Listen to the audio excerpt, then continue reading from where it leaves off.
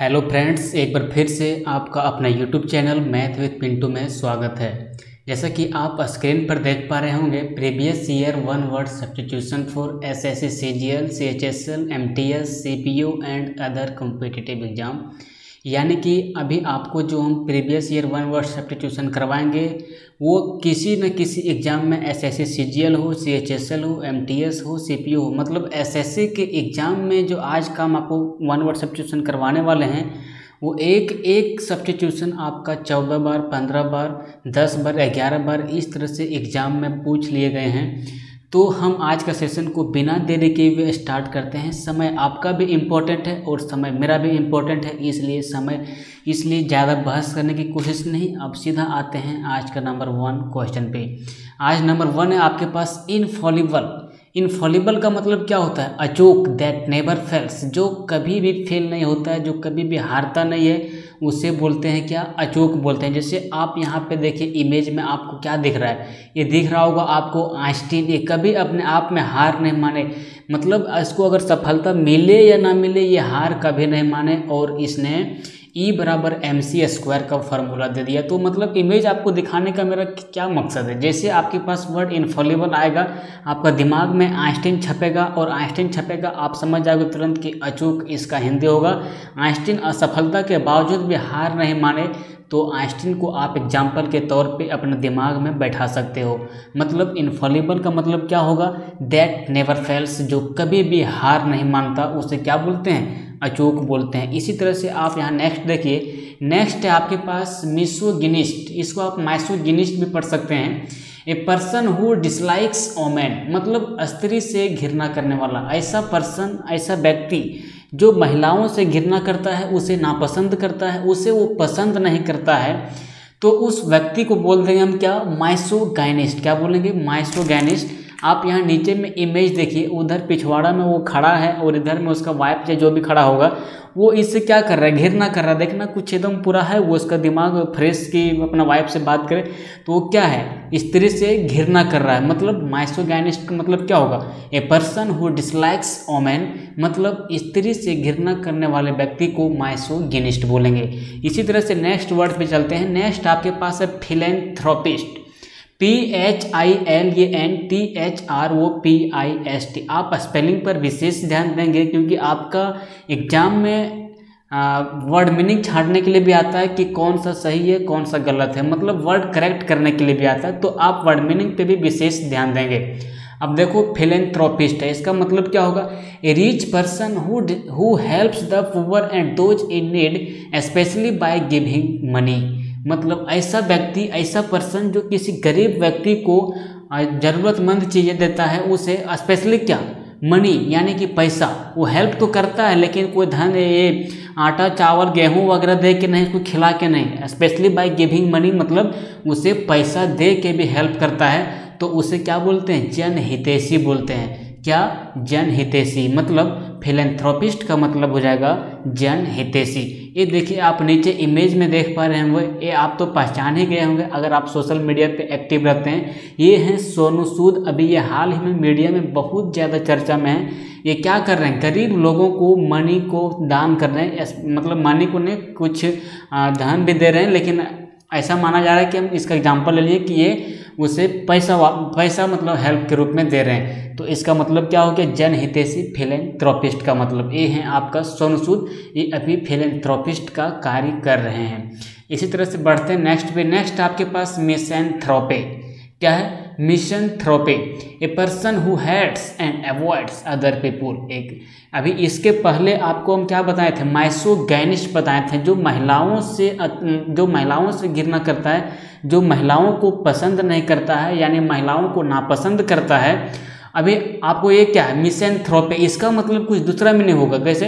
A person who hates and avoid other peoples, यानी जो मानव जाति से घृणा करता है उसे बोलते हैं मिसैंथ्रोपी। जैसे कोई व्यक्ति को आप देखे होंगे, वो अपने आमने सामने में किसी मनुष्य को देखना पसंद नहीं करते हैं, वो हमेशा देखना कमरे में बंद रहेंगे, मतलब वो किसी मनुष्य को देखना नहीं चाहते हैं, वो उससे हेट करते हैं, यानी उससे घृणा करते हैं। तो उसके स्थान पे इस वर्ड का प्रयोग होगा मिसैंथ्रोपे। ठीक है, क्या प्रयोग होगा? मिसैंथ्रोपे। इसी तरह से नेक्स्ट आपके पास है एपिटैफ। क्या है? ईपीटैफ, EPITAPH, इसका मतलब होता है an inscription on a tombstone written in memory of the deceased. An inscription on a tombstone written in memory of the deceased, इसका मतलब होता है समाधि लेख। आप देखते होंगे अगर बहुत बड़े बड़े लीडर या बहुत बड़े बड़े व्यक्ति मरते हैं तो जहाँ उसको मतलब गाड़ा जाता है या फिर कहीं उसको समाधि दिया जाता है तो वहाँ कुछ लेख लिख के वही समाधि के नीचे रख दिया जाता है। तो देखो आपको एग्जाम्पल में नज़र आ रहा होगा, कोई व्यक्ति मरा है और उसके समाधि के रूप में समाधि लेख यहाँ पे आपको दिख रहा है। क्या लिखा हुआ? Sacred to the memory of Mister Thor कुछ करके लिखा हुआ। तो ये आप समझिए सीधा इमेज से कि ये समाधि लेख है। ठीक है, तो चलिए इसी तरह से नेक्स्ट पे बढ़ते हैं। नेक्स्ट आपके पास है फास्टिडियस। क्या है? फास्टिडियस। फास्टिडियस का मतलब होता है being careful that every detail is correct. Being careful that every detail is correct मतलब दूराराध्य। ये दूराराध्य आपको अच्छा से समझ में नहीं आ रहा होगा सब, अब इसको हम एक्सप्लेन करते हैं आपके साथ। जैसे ये बोलता है कि कोई भी चीज़ को आप अगर करते हैं तो एवरी डिटेल मतलब उसका पूरा जानकारी के साथ करते हैं। मतलब आप उसको करते हैं तो कुछ किया, जैसे आप किसी चीज़ का फॉर्म भर रहे हैं, मान लो आप SSC का फॉर्म भर रहे हैं तो एवरी डिटेल मतलब अपना नाम, अपना पापा का नाम, अपना रोल नंबर, अपना रोल कोड वगैरह वगैरह जितना भी आपके पास डॉक्यूमेंट है सबको आप डिटेल से देखते हैं, केयरफुल होकर देखते हैं, ध्यानपूर्वक देखते हैं। उसी को बोला जाता है क्या? दूराराध्य। क्या? दूराराध्य मतलब फास्टिडियस। तो आपको फास्टिडियस का मतलब समझ में आ गया होगा। अब चलते हैं नेक्स्ट पे। नेक्स्ट आपके पास है इनएविटेबल। क्या? Inevitable that you can not avoid. इसका मतलब ये आप इनएविटेबल है मतलब that you can not avoid, इसका एक लंबा है। क्या है? वन वर्ड सब्स्टिट्यूशन है। Inevitable that you can not avoid का क्या है? वन वर्ड सब्स्टिट्यूशन है। अब देखो that you can not avoid का मतलब क्या होता है? आप जिसको अवॉइड नहीं कर सकते हैं, आप जिसको टाल नहीं सकते हैं। जैसे सूर्य अगर रेगुलर सुबह में उगते हैं तो आप उसे टाल नहीं सकते अपने मर्जी के अनुसार कि कल सूर्य को हम उगने के लिए नहीं देंगे। पृथ्वी घूमती है तो आप पृथ्वी को टाल नहीं सकते कि हम पृथ्वी को घूमने से मना कर दें। दिन रात होती है तो आप ये नहीं कर सकते हैं कि आज हम दिन होने नहीं देंगे। तो उस स्थिति में जो वर्ड प्रयोग होता है वो होता है इनएविटेबल। एंड इनएविटेबल मतलब अपरिहार्य। जैसे देखिए आपको यहाँ देख रहा है उगता हुआ सूर्य, तो इस सूर्य को आप कभी नहीं टाल सकते कि आप कल मतलब आपको उगना नहीं है। तो आपको उम्मीद करते हैं इनएविटेबल का मतलब समझ में आ गया होगा। अगर आपको समझ में आ रहा है तो वीडियो को लाइक कीजिए, शेयर कीजिए और चैनल को सब्सक्राइब कीजिए। ठीक है, तो चलते हैं नेक्स्ट में। नेक्स्ट आपके पास 8 नंबर में पेनेसिया। पेनेसिया का मतलब होता है रामबाण। क्या होता है? रामबाण। जैसे something that will solve all the problems of a particular situation. जैसे कोई ऐसा क्रिटिकल सिचुएशन आपके पास हो जिसका कोई इलाज नहीं हो और कोई उसका इलाज कर दे तो बोलते हैं कि ये रामबाण इलाज कर दिया। जैसे आपको कोई बीमारी हो, कैंसर हो आपको या फिर हार्ट बीमारी हो, किसी तरह की प्रॉब्लम आपको हो और उस बीमारी को अगर कोई डॉक्टर जड़ से ख़त्म कर दिया तो आप सीधा बोलते हो कि ये रामबाण इलाज कर दिए इस मरीज का। मतलब उसके लिए प्रयोग हो जाएगा पेनेसिया। यहाँ देखिए आप इमेज में देख रहे हैं, ये है पेनेसिया, ये उसका प्रतीक है ये सब। तो आप सिर्फ इमेज से समझिए, आप इसको सिर्फ लर्न करने के लिए इमेज का प्रयोग कीजिए। आप चलते हैं नेक्स्ट में। नेक्स्ट आपके पास है bureaucracy. A system of government in which there are a large number of state officials who are not elected। क्या बोल रहा है? ए सिस्टम ऑफ गवर्नमेंट का एक सिस्टम जिसमें a large number of state official who are not elected, जो बहुत बड़े स्तर पे ऑफिसर लोग काम करते हैं जिसको इलेक्ट नहीं किया जाता है, मतलब जिसको चुना नहीं जाता है, जो एग्ज़ाम पास करके गवर्नमेंट के अंडर में काम करती है। जैसे IAS IPS ये सब जो लोग हैं वो एग्ज़ाम को क्वालिफाई करके गवर्नमेंट के अंडर में काम करते हैं। तो इसी के लिए प्रयोग होने वाला वर्ड जो है सो वो है ब्यूरोक्रेसी, मतलब नौकरशाही। ठीक है, तो उम्मीद करते हैं ये आपको समझ में आया होगा। अब चलते हैं नेक्स्ट पे। नेक्स्ट है आपके पास cannibal. Cannibal a person who eats human flesh. एक ऐसा पर्सन, एक ऐसा व्यक्ति जो ह्यूमन का फ्लैश यानी मनुष्य के फ्लैश को, मनुष्य के मांस को खाते हैं, उसे बोलते हैं हम कैनिबल। ये सब वर्ड आपका एग्जाम में 10 से 12 बार आ चुके हैं। ये जो जहाँ से आपको हम करवा रहे हैं वहाँ 10 से 12 बार ये एग्ज़ाम में आ चुके हैं। आप किसी भी वर्ड को नकार नहीं सकते हैं। अगर आपको कुछ एक्स्ट्रा नहीं करना है तो आपको प्रीवियस ईयर कम से कम कवर करना चाहिए किसी भी कॉम्पिटिटिव एग्जाम को अगर आप फेस कर रहे हैं तो आप देखिए यहाँ पे है कैनिबल। कैनिबल का मतलब होता है a person who eats human flesh, यानी नर भक्षक, जो नर के मांस को खाते हैं यानी कि मनुष्य के मांस को खाते हैं, उसे हम बोलते हैं कैनिबल। देखिए ये आपको दिख रहा है ना, ये आपका कैनिबल है, मतलब मनुष्य का मांस है, इसको जो खाते हैं उसी को बोलते हैं कैनिबल। ठीक है, अब चलते हैं नेक्स्ट पे। नेक्स्ट आपके पास है क्लास्ट्रोफोबिया। क्या है? Claustrophobia, an extreme fear of being in A small confined place.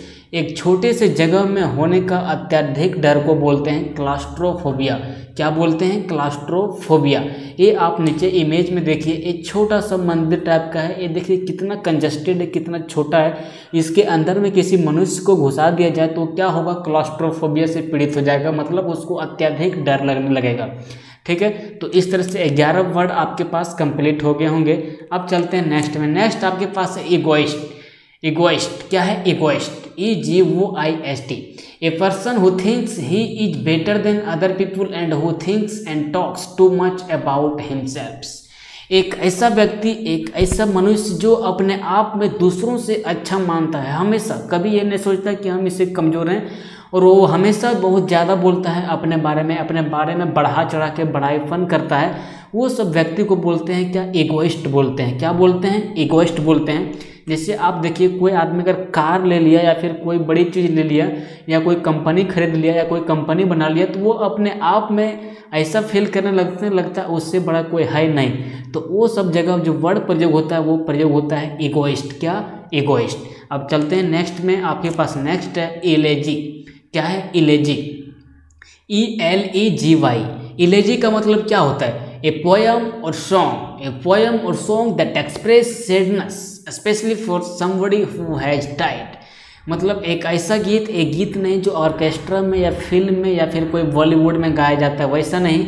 एक ऐसा सॉन्ग जो सैडनेस का प्रतीक है, जो शोक का प्रतीक है, मतलब जो उदासी का प्रतीक है, और उसको स्पेशली तब गाया जाता है जब किसी व्यक्ति की मौत होती है। ठीक है, तो उस समय जो गीत को गाया जाता है उसे बोलते हैं शोक गीत। स्पेशली ये नहीं कि किसी व्यक्ति का मौत हो जाती है तभी, या फिर ये गाना को और जगह भी गाया जा सकता है जहाँ पे मतलब आपको बहुत तरह का सैडनेस है, लेकिन अधिकतर इस वर्ड का प्रयोग जो मर जाते हैं उसी के आद में गाए जाते हैं, वहीं प्रयोग किया जाता है किसका? इलेजी का। और इलेजी का मतलब होता है शोक गीत। जैसे आप देखिए यहाँ पे दिख रहा होगा इतना पीपल आपको, ये सब शोक गीत गाते हुए जा रहे हैं किसी के मरने की याद में। तो इस तरह से आपका 13 वर्ड कंप्लीट होता है। चलिए नेक्स्ट पे चलते हैं। आपके पास नेक्स्ट है फैटलिस्ट। क्या है? Fatalist, FATALIST। आप स्पेलिंग पे विशेष ध्यान देंगे क्योंकि आपका एग्जाम में स्पेलिंग आते हैं। A person who believes that events are decided by fate and cannot be controlled. A person who believes that events are decided by fate, मतलब एक व्यक्ति, एक मनुष्य ये बिलीव करता है, ये विश्वास करता है कि कोई भी इवेंट, कोई भी घटना जो होगा वो भाग्य के अनुसार से होगा, हम उसमें कुछ भी नहीं कर सकते हैं, यानी हम उसको कंट्रोल नहीं कर सकते हैं। तो उस व्यक्ति को हम बोलते हैं भाग्यवादी। उस व्यक्ति को क्या बोलते हैं? भाग्यवादी, यानी fatalist. A person who believes that events are decided by fate and cannot be controlled, that's called fatalist। ठीक है, अब चलते हैं नेक्स्ट पे। ये आपको कंप्लीट हो गया होगा। नेक्स्ट आपके पास ओलिगार्ची। क्या है? ओलिगार्ची, OLIGARCHY। क्या? OLIGARCHY, A form of government, A government का ऐसा सिस्टम इन विच जिसमें ओनली ये small group of people hold all the power. मतलब एक गवर्नमेंट का ऐसा समूह जिसमें कुछ ही पीपुल जो हैं जो पावर में रहते हैं, बहुत ज़्यादा नहीं। जैसे हमारा देश भारत है तो बहुत बड़ा एक लोकतंत्र देश है। मतलब यहाँ पे आप देखोगे तो 545 सांसद हैं टोटल, 545 सांसद। उसके बाद राज्य स्तर पे वैसा नहीं, ऐसा राष्ट्र जिसमें, ऐसा गवर्नमेंट जिसमें स्मॉल ग्रुप ऑफ पीपुल, बहुत कम लोग, जैसे कि मान लो बहुत बड़े देश में अगर 10 या 15 लोग मिलकर ही शासन कर रहे हैं तो वहाँ पे जो वर्ड प्रयोग होता है वो प्रयोग होता है ओलिगार्ची। जैसे देखिए यहाँ पे नीचे इमेज में कितना कम लोग, हमको लगता है कुल मिला के 50 या 60 लोग होंगे, इतना ही लोग मिल के एक राष्ट्र को चला रहे हैं, तो इसके लिए जो वर्ड प्रयोग होगा वो ओलिगार्ची होगा। इस तरह से 15 वर्ड आपका आज कंप्लीट होता है और नेक्स्ट डे के लिए आप इंतज़ार कीजिए वन वर्ड सब्स्टिट्यूशन के लिए। तो चलिए आज का सेशन को हम यहीं अंत करते हैं। अगर आपको वीडियो अच्छा लगा हो तो आप वीडियो को लाइक कीजिए, शेयर कीजिए और चैनल को सब्सक्राइब कीजिए। और मन में किसी भी तरह का कन्फ्यूजन हो तो आप बेझिझक कमेंट बॉक्स में पूछ सकते हैं। चलिए, जय हिंद, जय भारत।